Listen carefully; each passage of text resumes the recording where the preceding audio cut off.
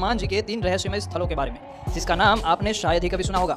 तो चलिए जानते हैं इनके बारे में। जय जय श्री आपको पता है राम। भारत तो में एक चलिए ऐसा शुरू मंदिर है करते जहाँ हैं। 47 साल से लगातार अखंड रामायण पाठ हो रहे हैं। जी हाँ, ये एकमात्र मंदिर है जहाँ हनुमान जी द्रोणागिरी पर्वत के बजाय शिवलिंग उठाए हुए देखने को मिलते हैं।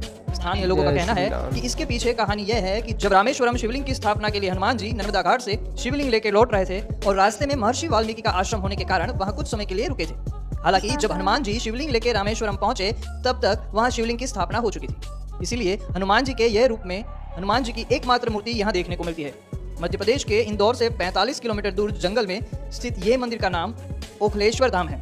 कहा जाता है कि यह मंदिर द्वापर काल से है और वर्षों से जंगल में छिपा हुआ था, जिसके बाद एक संत ओमकार प्रकाश दास जी ने इस मंदिर को पुनः शुरू किया और उन्होंने ही 1976 में अखंड रामायण का पाठ शुरू करवाया था, जो आज 47 साल बाद भी लगातार चल रहा है।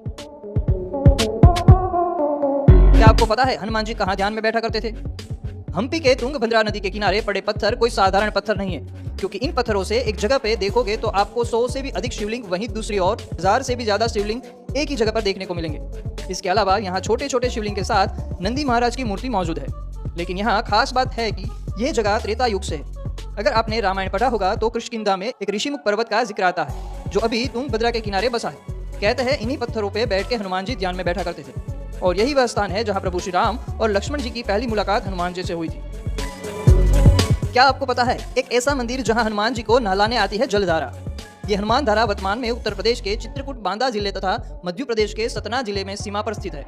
यहाँ हनुमान जी की मूर्ति के ऊपर 2 कुंड है जो हमेशा भरे रहते हैं। इस धारा का जल मूर्ति के ऊपर से बहता है, इसीलिए इसे हनुमान धारा कहा जाता है। यह पवित्र जलधारा पहाड़ से निकलती है और हनुमान जी की मूर्ति को स्नान कराकर नीचे कुंड में चली जाती है।